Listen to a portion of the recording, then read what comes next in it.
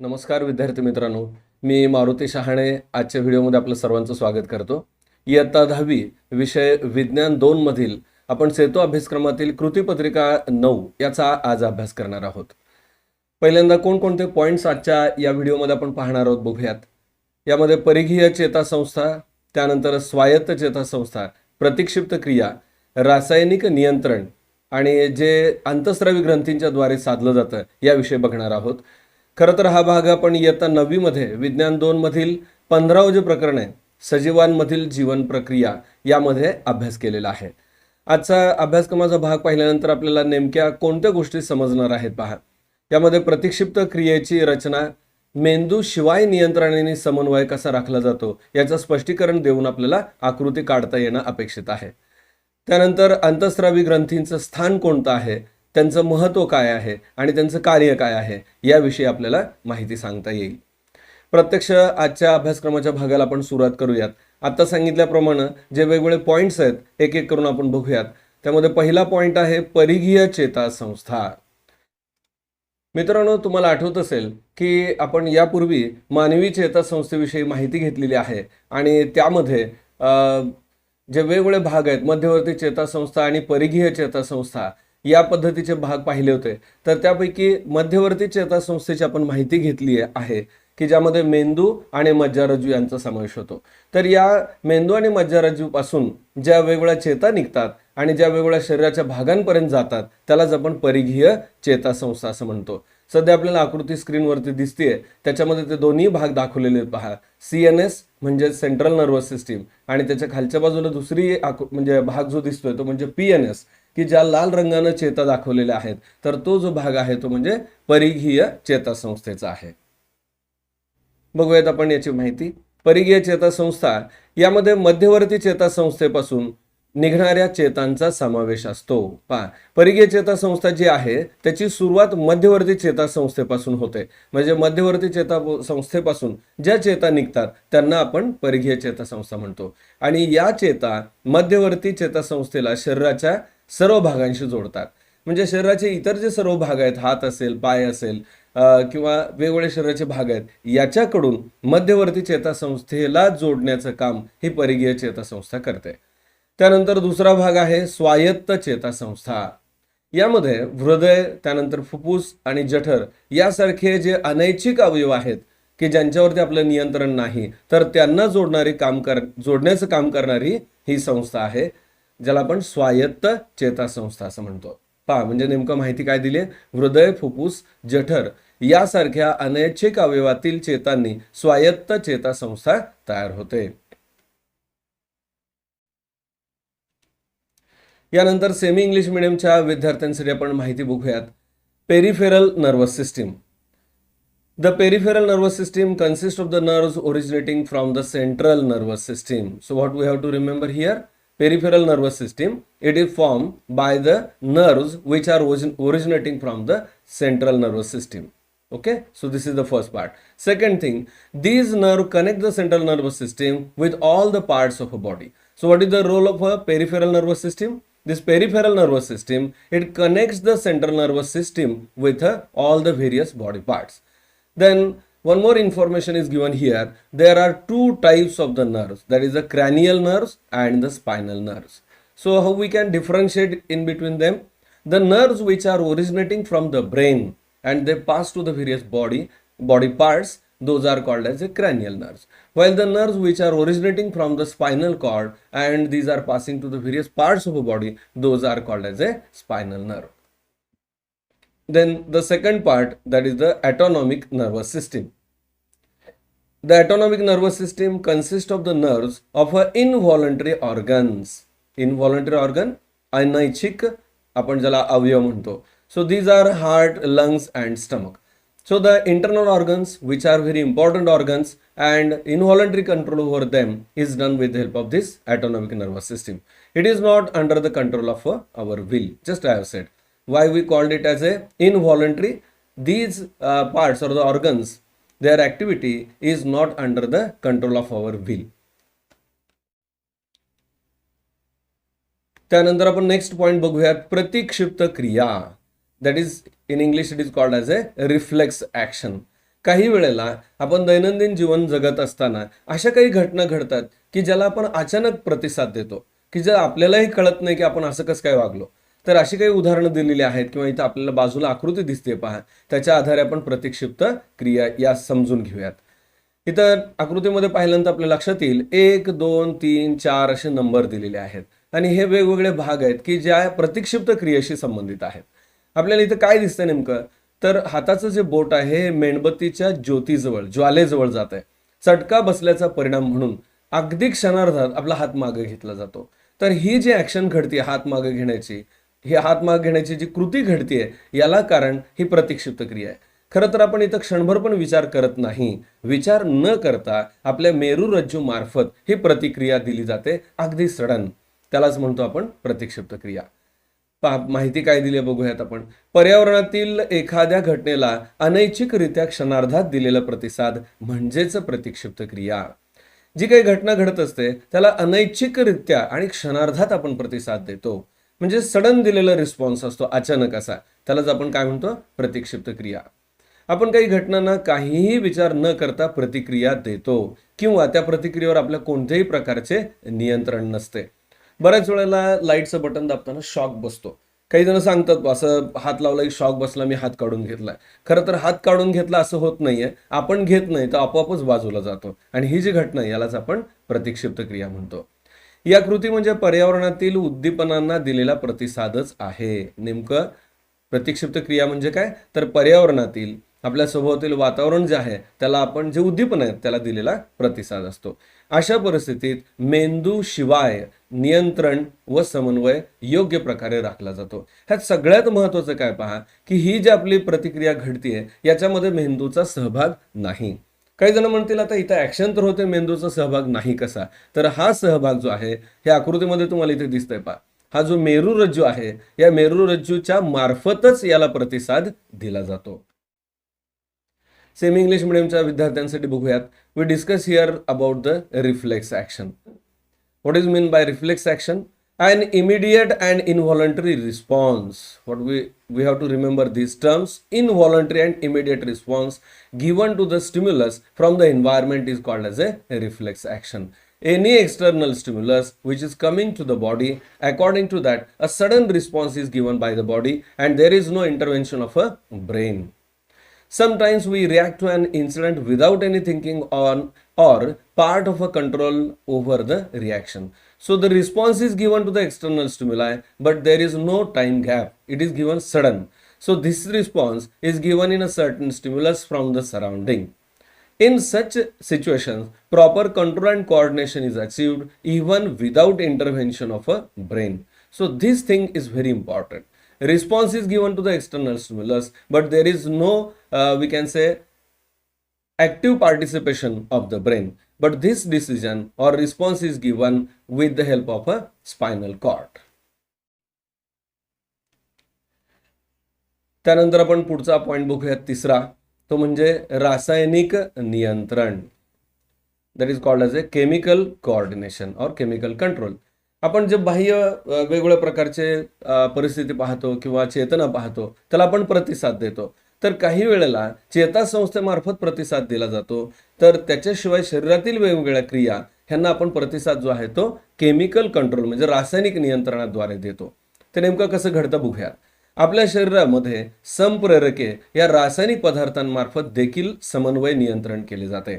शरीरामध्ये असणारी दुसरी एक संस्था की जी समन्वय साधण्यासाठी आपण वापरात आणतो आणि त्याचं नाव काय, रासायनिक नियंत्रण. हे कसं चालतं, तर शरीरामध्ये काही संप्रेरक स्त्रवली जातात. तर आपल्याला संप्रेरक म्हणजे काय, तर रासायनिक पदार्थ आहेत. अंतःस्रावी ग्रंथीतून संप्रेरक स्त्रवतात. काही पॉइंट्स अतिशय महत्वाचे आहेत. संप्रेरक जे आहेत ज्याला आपण हॉर्मोन्स म्हणतो, हे अंतःस्रावी ग्रंथींमधून स्त्रवली जातात. अंतःस्रावी ग्रंथी याचा अर्थ एंडोक्राइन ग्लँड्स. अंतःस्रावी ग्रंथी चेतासंस्थेच्या बरोबरीने नियंत्रण व समन्वयाची जबाबदारी पार पाडतात.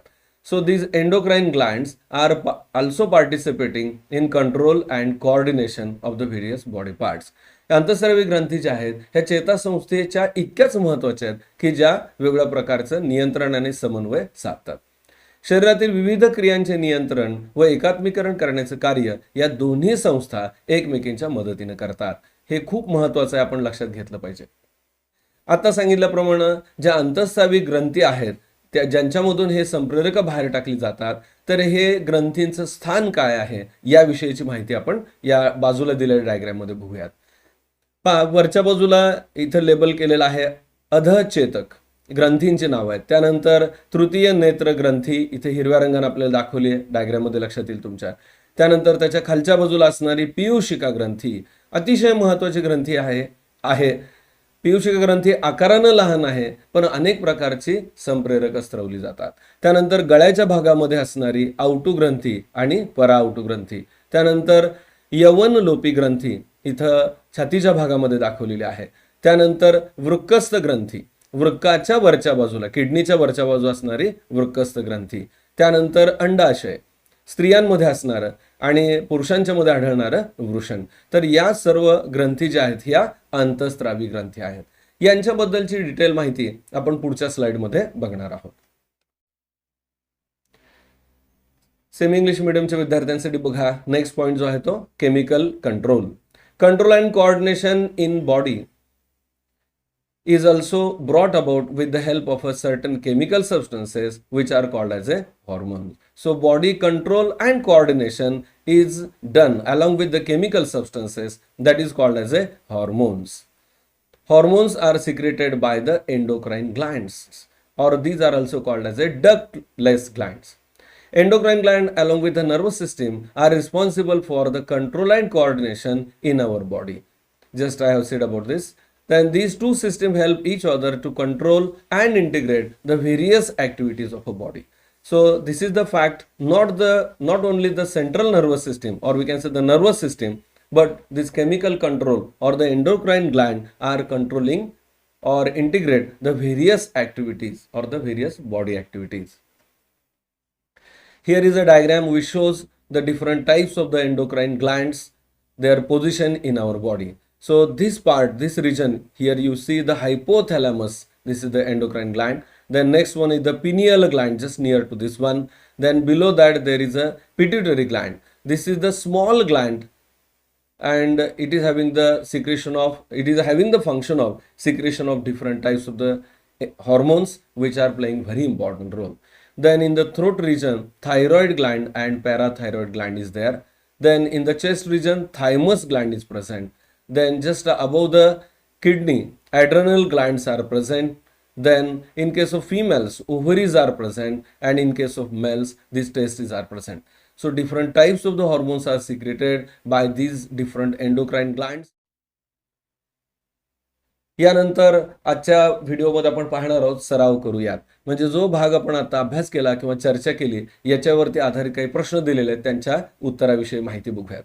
प्रश्न पहिला, प्रतिक्षिप्त क्रियेच्या आकृतीचे काळजीपूर्वक निरीक्षण करून खालील प्रश्नांची उत्तरे द्या. आता आपण प्रतिक्षिप्त क्रिया म्हणजे काय, ती कशी घडते याची सारांशाने माहिती घेतली. आता त्याच्यावरती आधारित काही प्रश्न विचारलेत, आपण बघूयात. 1 व 2 मध्ये नेमके काय घडत आहे. आता 1 व 2 मध्ये याचा अर्थ आपण आता जी आकृती पाहिली होती, मी परत एकदा स्क्रीनवरती ती आकृती आणतो म्हणजे लक्षात येईल आपल्या. पहा, या आकृतीमध्ये इथे जे नंबर दिलेले आहेत हे 1, त्यानंतर इथं 2, हे 3, त्यानंतर 4, 5, 6 आणि 7. खरं तर विद्यार्थी मित्रांनो, हा भाग सांगत असताना असं अपेक्षित आहे की तुम्ही तुमचं टेक्स्टबुक उघडून समोर ठेवावं आणि त्याच्या आधारे हे समजून घ्यावं, म्हणजे समजायला सोपं जाईल. कारण काही वेळेला इथं स्पेसची, स्क्रीनवरती जागेची अडचण आहे, त्यामुळं आकृती आणि माहिती एका वेळेला आपल्याला सांगता येणार नाही. पहा, 1 आणि 2 जे पोझिशन आहे, काय दिसतं आपल्याला, हे बोट जे आहे ते या मेणबत्तीच्या ज्योतीजवळ आणल्यानंतर चटका बसतोय आणि त्याचा परिणाम म्हणून हे हात जो आहे तो मागे घेतला जातोय. अशा या क्रिया, चटका बसणे आणि लगेच क्षणार्धात हात मागे घेणं, हे आपल्याला इथं दिसतंय. बघूयात प्रश्न आणि त्याचं उत्तर आपल्याला नेमकं कसं लिहिता येईल. प्रश्न पहिला, आता सांगितलं मी तुम्हाला, प्रतिक्षिप्त क्रियेच्या आकृतीचं निरीक्षण करा आणि खालील प्रश्नांची उत्तरे सोडवा.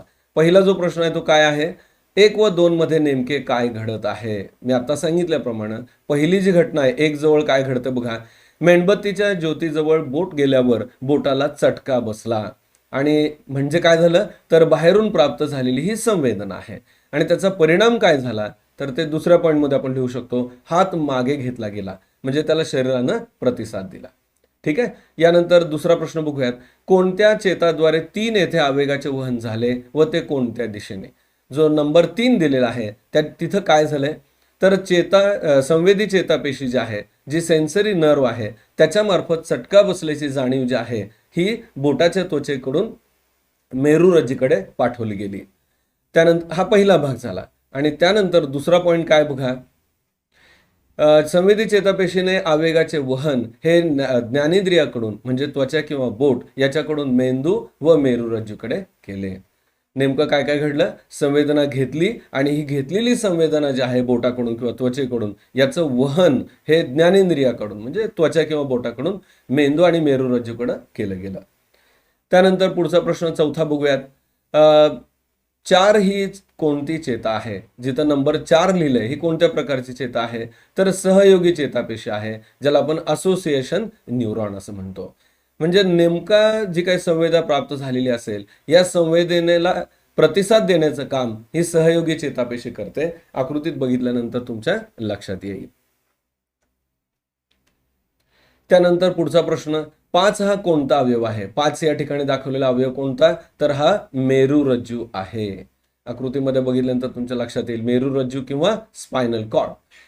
त्यानंतर 6 प्रतिसादाचे वहन कोणती चेता करत आहे? जिथं नंबर 6 लिहिलंय तिथं प्रतिसाद देण्यासाठी कोणती चेता कार्य करते तर प्रेरक चेतापेशी म्हणजेच मोटार न्यूरॉन. मेंदू किंवा मेरुरज्जूकडून स्नायूकडं किंवा ग्रंथींकडं आवेग घेऊन जाण्याचं जे काम असतं हे प्रेरक चेतापेशी करतात. याची माहिती आपण घेतलेली आहे यापूर्वी. त्यानंतर पुढचा प्रश्न आहे, 7 हा जो आकडा आहे तिथं काय आहे तर हा प्रतिसाद नेमका कुठपर्यंत पोहोचला आहे आणि त्यामुळं काय झालं? पहा, 7 जिथं नंबर लिहिलेला आहे तिथं काय दिसतं आपल्याला तर प्रतिसाद हाताच्या स्नायूपर्यंत पोहोचला. खरं तर या प्रतिक्षिप्त क्रियेमधील हा शेवटचा भाग आहे. प्रतिक्षिप्त क्रिया पूर्ण होते, बोटाला जो चटका बसला त्याचा परिणाम म्हणून हात मागं घेण्याची क्रिया झाली. म्हणजे हे कसं घडलं तर पहिल्यांदा प्रतिसाद हा हाताच्या स्नायूपर्यंत पोहोचला, त्यानंतर हात ज्योतीपासून मागे घेतला गेला. काय झालं त्याचा परिणाम, ही घटना का घडली तर त्यामुळं भाजण्यापासून आपलं संरक्षण झालं. इंग्रजीमध्ये आपल्याला नेमकं कसं सांगता येईल बघा. हे impulse reach to the muscles of hand and hand is removed from the flame so it is protected from burning. पुढचा प्रश्न दुसरा, खालील तक्ता पूर्ण करा. इथं आपल्याला तक्ता दिलेला आहे, जी माहिती घेतली वेगवेगळ्या अंतःस्रावी ग्रंथीबद्दलची तर त्याची माहिती आपल्याला इथं सांगायची आहे. माहिती कशा पद्धतीने लिहायची आहे बघा. तर या कॉलममध्ये किंवा टेबलमध्ये आपल्याला ग्रंथी, त्यांचं स्थान, त्यांच्यामार्फत स्त्रवली जाणारी संप्रेरक आणि त्यांचं कार्य लिहायचं आहे. ग्रंथी आपण 5 विचारात घेतो, इथं टेबलमध्ये दिलेले आहेत. त्यामध्ये पीयूषिका, औटू ग्रंथी, अधिवृक्क ग्रंथी, स्वादुपिंड ग्रंथी आणि वृषण ग्रंथी यांचा समावेश आहे. प्रत्येक ग्रंथीचं स्थान, संप्रेरक आणि कार्य आता आपण पाहणार आहोत. आता सांगितल्याप्रमाणे आपण एक एक करून आपण ग्रंथीबद्दलची माहिती घेऊयात. त्यामध्ये पहिली जी आहे ती पीयूषिका ग्रंथी, ज्याला आपण पिट्युटरी ग्लँड म्हणतो. तिचं ठिकाण काय आकृतीमध्ये मी सुरुवातीला दाखवलंय, परत एकदा तुम्ही पुस्तकामध्ये भाग हा पहा आणि लक्षात घ्या. पीयूषिका ग्रंथीचं स्थान काय तर मेंदूच्या तळाशी आहे. कोणती संप्रेरक स्त्रवली जातात तर वृद्धी संप्रेरक, त्यानंतर अधिवृक्क ग्रंथी संप्रेरक, औटू ग्रंथी संप्रेरक, प्रोलॅक्टिन आणि ऑक्सिटोसिन. मी मगाशी सांगितलं पहा की अतिशय महत्त्वाचं काम करणारी ही ग्रंथी आहे. आकारानं लहान असेल तर जबाबदारी मात्र खूप मोठी पार पाडते. तर ही संप्रेरक जी आहे ती स्त्रवली जातात. प्रत्येकाचं कार्य वेगळं आहे. यामध्ये वृद्धी संप्रेरक काय काम करतं तर हाडांच्या वाढीला चालना देतं. अधिवृक्क ग्रंथी संप्रेरक काय करतं तर अधिवृक्क ग्रंथीच्या स्त्रवण्यास चालना देते. त्यानंतर औटू ग्रंथी संप्रेरक हे औटू ग्रंथीच्या स्त्रवण्यास चालना देते.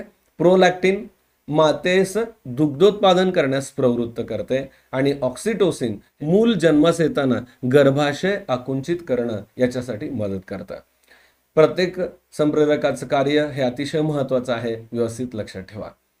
त्यानंतर औटू ग्रंथी, ज्याला आपण थायरॉइड ग्लँड असं म्हणतो, यामध्ये याचं औटू ग्रंथीचं जे स्थान आहे हे मानेच्या मध्यभागी आणि समोरून श्वासनलिकेच्या दोन्ही बाजूला असं आहे.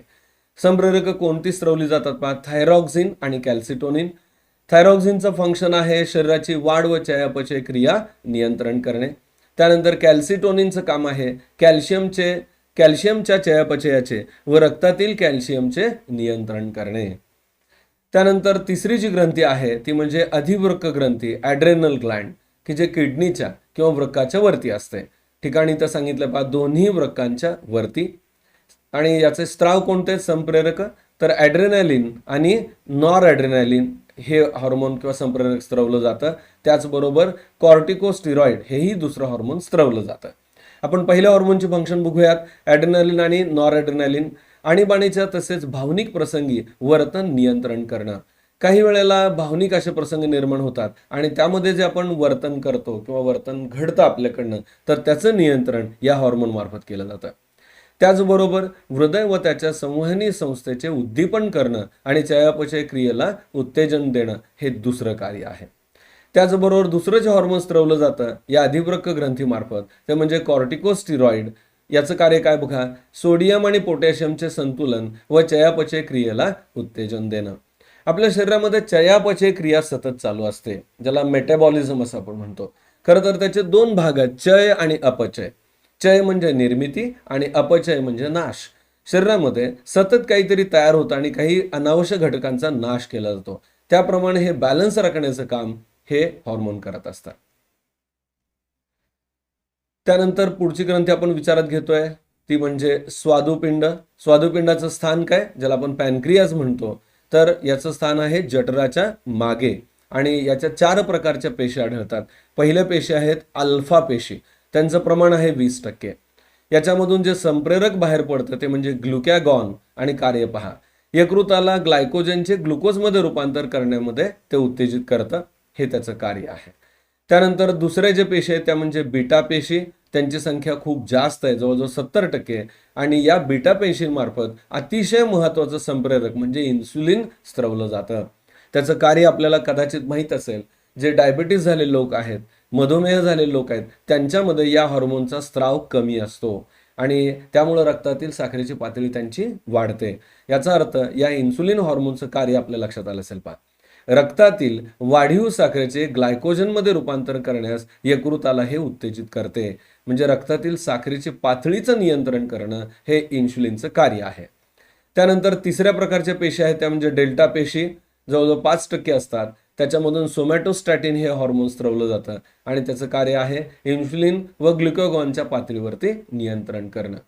हॉर्मोनची रचना अशी आहे की त्यांच्यामध्ये सुद्धा समन्वय साधला जातो. एखाद्या हॉर्मोनचा स्त्राव किती ठेवायचा याच्यावरती नियंत्रण राखलं जातं.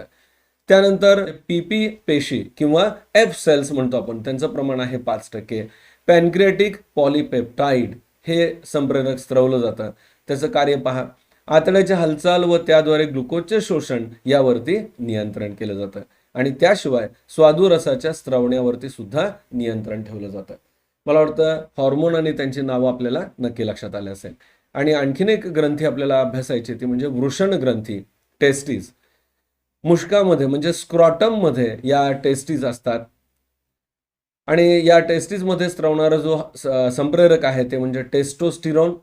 कार्य पहा त्याचं काय आहे, पुरुषांच्या दुय्यम लक्षणांचा विकास करणे, म्हणजे दाढी मिशा येणे, आवाजामध्ये घोगरेपणा येणं, की जी पुरुषामध्ये ही लक्षणं दिसतात, तर ती लक्षणं निर्माण करण्याचं काम हे टेस्टोस्टिरॉन मार्फत केलं जातं.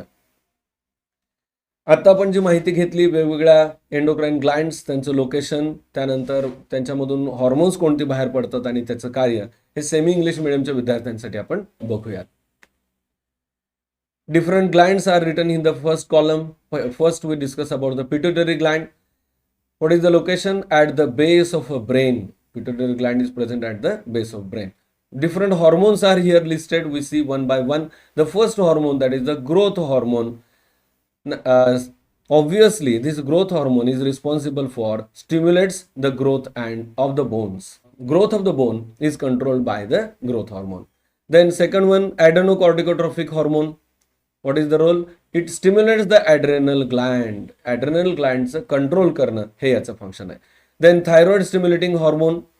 It stimulates the thyroid gland. Okay. According to name, we can remember its function. Then prolactin. It stimulates the milk production. The next one, follicle stimulating hormone. It controls the growth of gonads. Okay, gonads in the sense sex organs. The growth of the sex organ is controlled by this hormone. Then we proceed to the next gland, that is the thyroid gland. It secretes different types of the hormones. But before that, what is the location? Adrenolateral sides of the trachea in neck region. So this thyroid gland is present in the neck region, just anterior-lateral sides of a trachea. Trachea म्हणजे गळ्याचा जो भाग आहे, ज्याला आपण कंठ म्हणतो, त्याच्या दोन्ही बाजूला साधारणतः थायरॉइड ग्लँडची पोझिशन असते. Then it secretes the thyroxine and calcitonin. What is the function of thyroxine? It controls the growth of body and metabolic activities. Growth control is done with the help of this thyroxine and metabolic activities. Okay. The second hormone is calcitonin. It controls the calcium metabolism and the calcium level in the blood. So calcium metabolism is controlled. Along with that, the calcium level in the blood is controlled by the calcitonin. Then next gland is the adrenal gland. Anterior end of each kidney. What is the position? This adrenal gland is present on the anterior end of each of the kidney. The first hormone, that is adrenaline and noradrenaline. So it controls behavior during the crisis and the emotional situation. Just initially I have said, in the critical condition or the crisis, the emotional situation is controlled by these hormones. Then stimulate the heart and its conducting tissue and metabolic processes also. Then the second hormone, that is the corticosteroid. It maintains the balance of sodium and potassium and stimulates the metabolism. So we discussed in the first part about the corticosteroid and its functions. Then next gland, that is the pancreas. Very important gland in controlling the blood sugar level. What is the location? It is present behind the stomach, and 4 types of the cells are there having the different function. We see here one by one. So first type of a cell, that is the alpha cell, having the 20% of all the cell. It secretes a hormone that is called as a glucagon. What is the function? Stimulate the liver to convert glycogen into the glucose. So glucose which is present, it is converted into glycogen. That means it maintains the sugar level in the blood with the help of this glycogen. Then the second one is the beta cells. They are present about 70%, and the hormone secreted by them is the insulin. And this is the function of the insulin. What is the function? Stimulate the liver to convert the excess blood glucose into glycogen. Then delta cell, which are present in 5%, it secretes a somatostatin. What is the function? Controls the level of insulin and glucagon. Then PP cells or the F cells, which are present in 5%, then pancreatic polypeptide hormone is secreted by them. And what is the function? Controls the movement of the intestine and thereby the glucose absorption. And the next one, controls the secretion of a pancreatic juice is the another function of this pancreatic polypeptide. Then next gland is the testis. It is located in a scrotum, and the hormone secreted, that is the testosterone. What is the function of testosterone? It stimulates the growth of secondary sexual characteristics like the beard, moustache, then horse voice, etc. So at the puberty age, in case of a male, some secondary sexual characters are shown, and these are controlled by the testosterone. Which are the character? Formation of beard, moustache, then horse voice, etc. त्यानंतर जो पुढचा प्रश्न आहे तिसरा, तो बघूयात. तक्ता पूर्ण करा. आता या तक्त्यामध्ये आपल्याला संप्रेरकांची नावं दिलेली आहेत आणि त्यांचं कार्य लिहायचं आहे. वेगवेगळ्या संप्रेरकांची फंक्शन्स लिहायचे आहेत. एक एक करून आपण बघूयात. फर्स्ट हार्मोन आहे इस्ट्रोजेन. फंक्शन बघा, स्त्रियांमध्ये गर्भाशयाच्या अंतःस्तराची वाढ करणे आणि त्याचबरोबर स्त्रियांच्या दुय्यम लैंगिक गुणांचा विकास करणे, हे दुसरं फंक्शन आहे. त्यानंतर प्रोजेस्टेरॉन हार्मोन, त्याचं फंक्शन बघूयात. गर्भाशयाच्या अंतःस्तरात गर्भ धरण्यासाठी तयार करणं आणि गर्भधारणेस मदत करणं, हे प्रोजेस्टेरॉनचं फंक्शन आहे. त्यानंतर नेक्स्ट हार्मोन आहे टेस्टोस्टेरॉन. पुरुषांच्या दुय्यम लक्षणांचा विकास करणे, जसे दाढी मिशा येणे, आवाजामध्ये घोगरेपणा येणं, या गोष्टीवरती नियंत्रण केलं जातं. त्यानंतर थायमोसिन हे नेक्स्ट हार्मोन आहे. त्याची फंक्शन बघूयात. प्रतिकारशक्ती निर्माण करणाऱ्या पेशींवर नियंत्रण ठेवणं. हे अतिशय महत्त्वाचं आहे. सध्याच्या कोरोना काळामध्ये तर आपल्याला माहित आहे की आपली प्रतिकारशक्ती चांगली असली पाहिजे, इम्युनिटी स्ट्रॉंग असली पाहिजे, तर आपण आपलं संरक्षण करू शकतो. सेमी इंग्लिश मीडियमसाठी हाच प्रश्न बघूयात. Complete the table. Here are the names of different hormones are given and we have to write down their functions. We see here one by one. The first hormone is estrogen, which are the function stimulate the growth of a endometrium and stimulate the growth of secondary sexual characteristics in the woman. Then the next hormone is the progesterone, prepares the endometrium for conception and maintains the pregnancy. So this is the function of a progesterone. Next one is the testosterone. It stimulates the growth of secondary sexual characteristics like the beard, then moustaches, and horse eyes, etc. Okay. The next hormone is the thymosin. What is the function? Control the cells which give rise to the immunity. So controlling of a cell which are giving the immunity, that is done by the thymosin. मला वाटतं या अभ्यासासंदर्भात आणखीन काही doubt असेल तर आपल्याला खाली काही लिंक दिलेल्या आहेत. या लिंकवरती जाऊन तुम्ही व्हिडिओ पाहू शकता आणि त्याच्यावरती अडचणी असतील तर माहिती घेऊ शकताय. विद्यार्थी मित्रांनो, आजचा जो अभ्यासक्रमाचा भाग आहे हा सारांशाने आपल्याला दिलेला आहे आणि आपण तो पाहिला. खरं तर या प्रश्नांची उत्तरं लिहिण्यासाठी आपल्या पुस्तकामधील जे कंटेंट आहे ते तुम्ही वापरू शकता किंवा इयत्ता 9वीच्या व्हिडिओच्या या संदर्भातल्या भागाच्या मी लिंक डिस्क्रिप्शन बॉक्समध्ये देतो. त्याच्यावर तुम्ही क्लिक करा आणि तो भाग व्यवस्थित समजून घ्या. विद्यार्थी मित्रांनो, आजचा व्हिडिओ आवडला असेल तर जरूर लाईक करा, आपल्या मित्रांना भरपूर शेअर करा. जर चॅनलवर नवीन असेल तर सबस्क्राईब करा आणि बेल आयकॉन प्रेस करा की जेणेकरून मी ज्यावेळेला नवीन व्हिडिओ अपलोड करतो त्यावेळेला तुम्हाला त्याचं नोटिफिकेशन मिळेल.